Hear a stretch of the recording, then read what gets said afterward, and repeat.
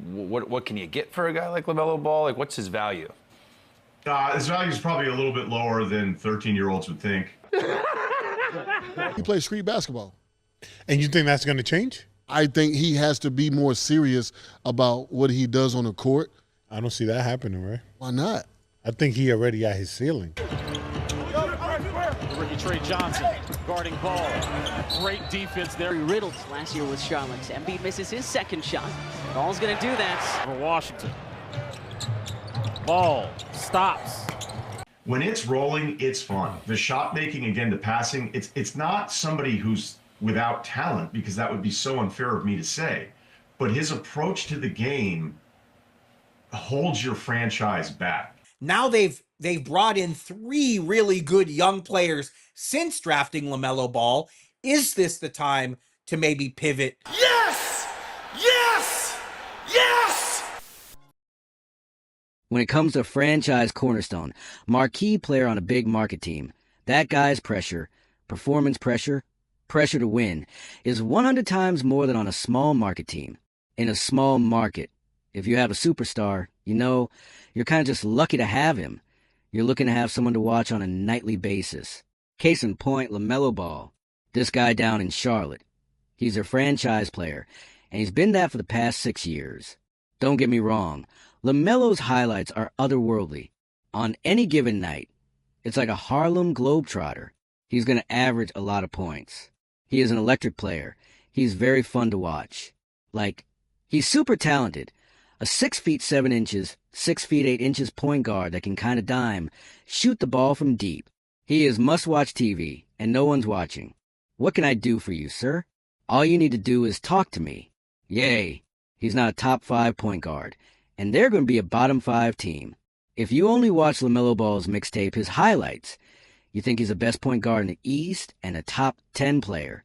Unless you're super lucky or a Hornets fan, you don't really know LaMelo Ball. You don't know how good he is or how bad he is. And for him, it's kind of a win-win scenario down in Charlotte. If you have one viral play, one viral highlight, people across the NBA, they'll see it. If you have a boneheaded play, or you're not playing in general, people honestly don't care, and they simply don't know. For LaMelo Ball, that's the best of both worlds. Clock at 4, ball to the basket, puts it up, missed it, the horn away, shot clock at 5, mellow from the hash mark, whether he's behind the line or creating contact going to the rim. See, nobody cares. In a weird way, watch LaMelo Ball play basketball. The more you watch him, the less you're intrigued. The LaMelo Ball, in my view, he's a highlight player and a social media player. Yes, flash of brilliance, but also boneheaded mistakes, turnovers, and terrible shot selection. And here's the sad thing. LaMelo in year 1, that was his problem. LaMelo in year 6, it's still the problem.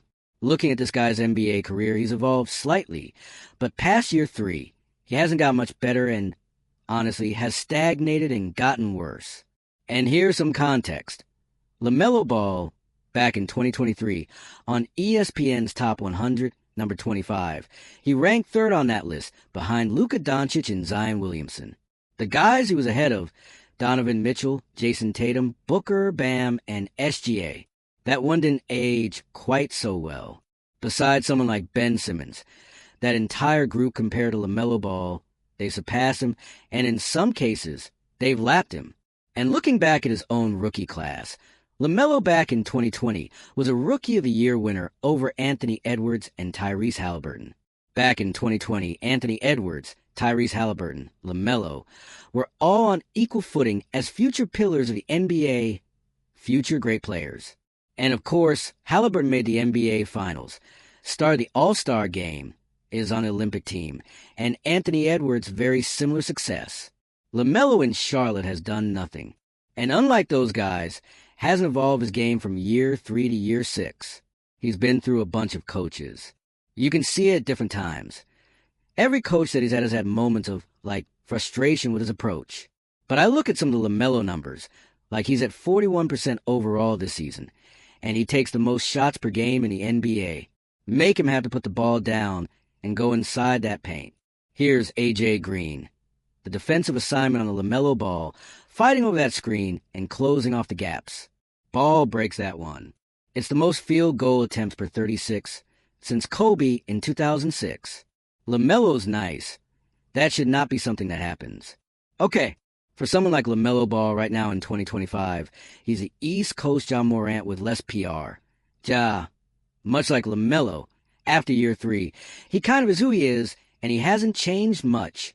And look at these stats. LaMelo this season, points per game is lowest since 2022. Field goal percentage, career low. 3-point percentage, also career low. And turnovers, the second highest of his career. This is good, and this is not good. This is not good. For a guy who's approaching 25 years old in year 6, this is a time to turn the corner into your prime. Getting better.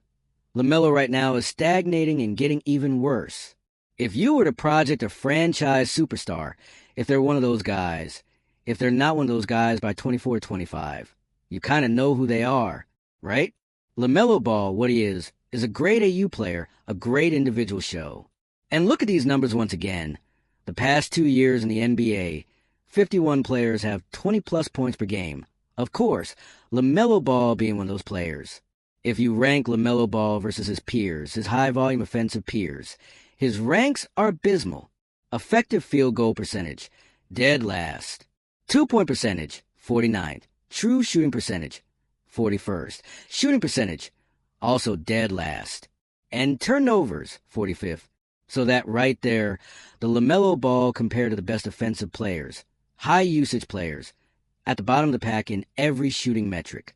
For a player in 2025, where shooting is paramount, being that bad as a high-volume player is simply unacceptable. And for a quote-unquote franchise player, those ranks are downright embarrassing. He plays street basketball, and you think that's going to change? I think he has to be more serious about what he does on the court. I don't see that happening, right? Why not? I think he's already at his ceiling. Comes down and he takes one-leg shots.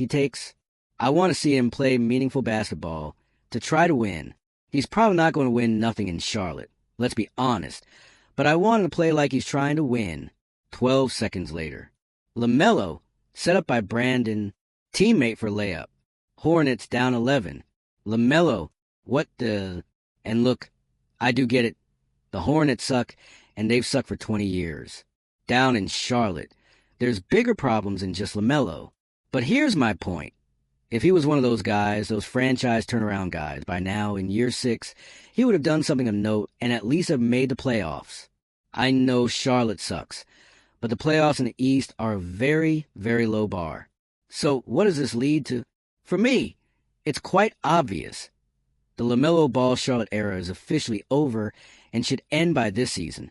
Looking at their young core, guys like Con Newpel, Brandon Miller, heck, even Cody Martin. That's the future of the franchise, the pillars to build around.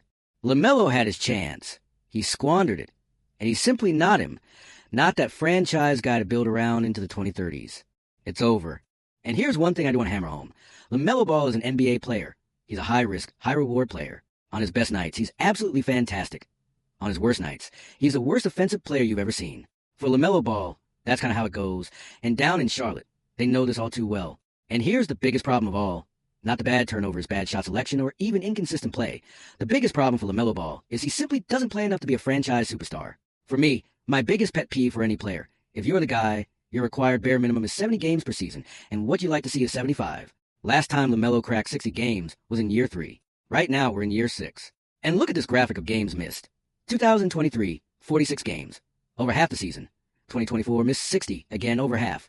2025, 35, almost half. And so far in 2025 at 26, 6 games missed out of 16. It never ends. If you're trying to build a culture of competing, a culture of winning, your best player, your franchise superstar, being out so frequently and so often for 4 straight years is a death knell, even the worst conference. And here's the biggest indictment of all. Look at Zion Williamson. The past 4 years, he's had a total of 136 games. LaMelo Ball, 115. So, long story short, you had a nice run, or at least, you had a run, and it's over right now, and it's time to pack it up. As always, thank you guys for watching. Hope you enjoyed it. I'll see you next time.